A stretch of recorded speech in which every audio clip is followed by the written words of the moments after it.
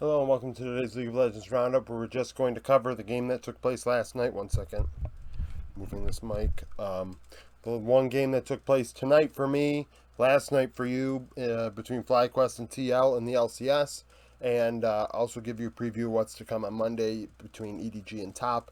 If you missed my video and Roundup yesterday, it will be in the outro of this video. I started doing that recently, so if you stay to the end, you will see two videos pop up that are recommended for you to go watch if you'd like. And in that video, you will hear me say that I am not by my computer today on Sunday, so that means that all the games from this morning, T1, Dom1, LNG, Victory 5, and then later on CLG and C9, all of those will be on Monday's Roundup, along with EDG and Top.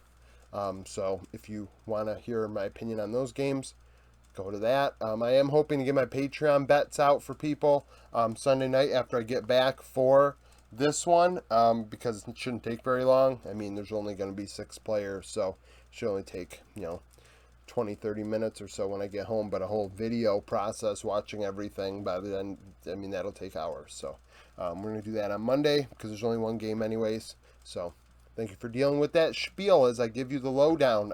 In the Discord, you will see a link to the in the Discord. I keep doing that.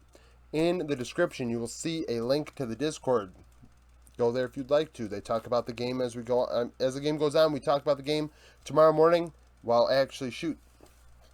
tomorrow morning I will be there. It'll be for this game. But if you go there later on today for CLG C9, there will be people there probably BSing about the game, talking about things even bigger than the game. Saturday, today for me, yesterday for you, there was a long discussion about playoff formats, and not only that, that turned into Worlds and MSI talk and formats in regards to that, and what was better for fans, better for players, better for the game as a whole. It was very interesting, and some conversations, like that are really interesting, real deep and in depth, and you get people from different countries with different views on the whole thing and different,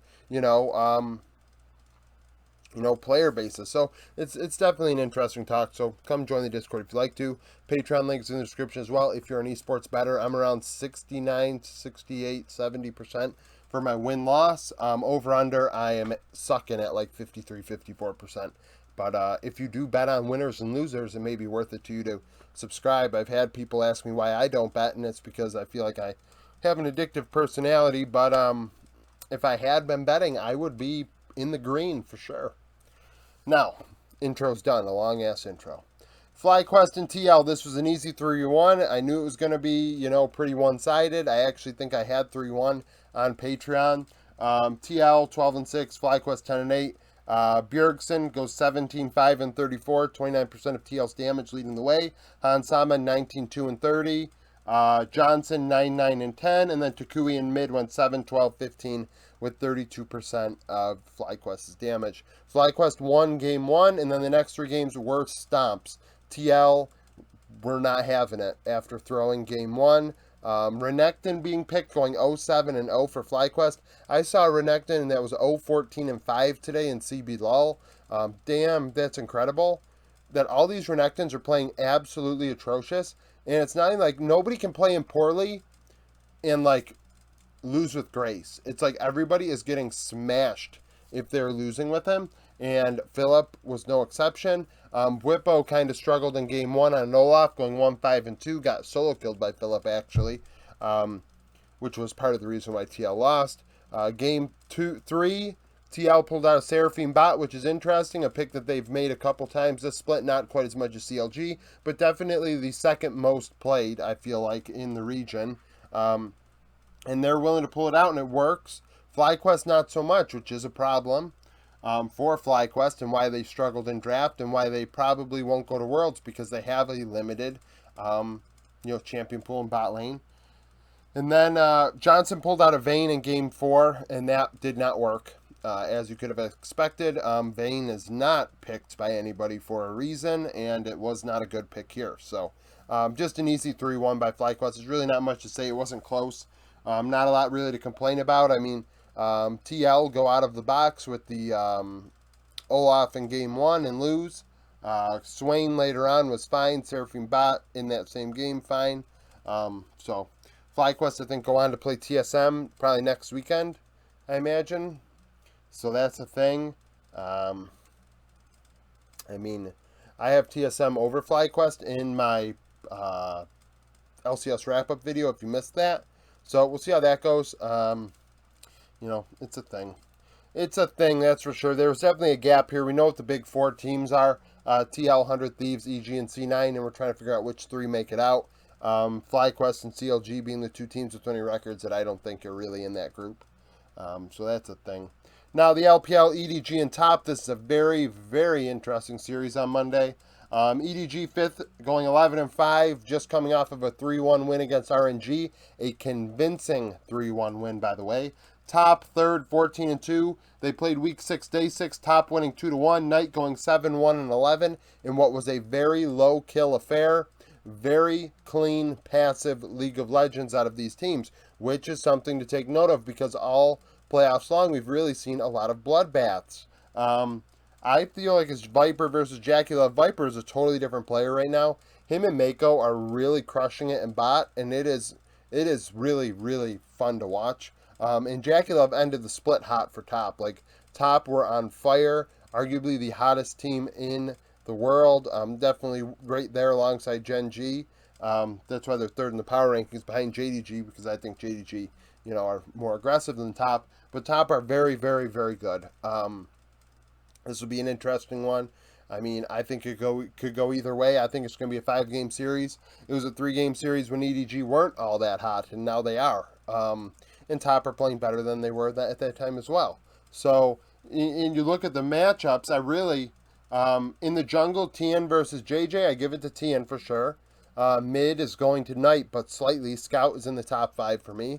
Viper and Jackie Love, both of them have been in the top 5 to 7 this split, and honestly, I don't know who to give it to. Mako, I'd probably give over Mark, and then Flandre definitely over Wayward, and that is definitely something that I want to, emphasize. I believe that maybe top lane, TN's going to have to go top lane and help Wayward out. Wayward, I believe, might have been benched for the last series against Anyone's Legend, which is a thing that I didn't know at the time, but I believe it ended up being the case. When you look at Wayward's last series before the one against Anyone's Legend, I think it was against Victory 5. He got smashed by Rich. We'll see how that goes. If it works or doesn't. If it doesn't work and they have a massive hole in top lane, that is not good. That is not good at all for Top. That could lose you a chance at Worlds. That could lose you a chance of being a contender. The drop off from Wayward to King Tian is a chasm, based on what we saw in his one series against Anyone's Legend, where ZDZ actually took advantage of him.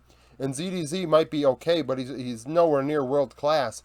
And in a series like this in the LPL playoffs, you need to be world class. This is world class League of Legends. All of the teams left are elite teams. Top 15 in the power rankings, elite. Like, you are not really going to be able to get away with playing like they have in the last couple weeks out of Top. That's a thing. I've said that a few times this video, but that is what it is. So, like I said, tomorrow, the roundup's going to include all the games from today. So, stay tuned for that tomorrow. Subscribe to the channel so you're notified when I upload that video tomorrow. Thank you for sticking with me. We're really close to 2,000 subs. We might be at 2,000 subs right now. By the time I upload this, we're only a couple away. Join the Discord if you'd like to. The mods over there are really great. We haven't had any real trouble needing to ban anybody. If anything, my bot's a little overzealous with a specific mod. For some reason, they just spam more than anybody else, and it really pisses off the Me6 mod. But the mods over there are great. They're active. The chat's active most of the time when the games are going on, and that's fun to see. Definitely growing a little bit of a community here. If you want to do predictions for winners, obviously there's only one game on here, but by the time this is uploaded, CLG and C9 wouldn't have happened yet, so you can go predict that game in the predictions tab, August 21st, and you can also predict this game as well. On the August 22nd prediction tab, which I'm going to make after I upload this video, and it'll just be up an extra day and a half. So thank you for watching. Like the video if you like it, and I hope you come back for more content.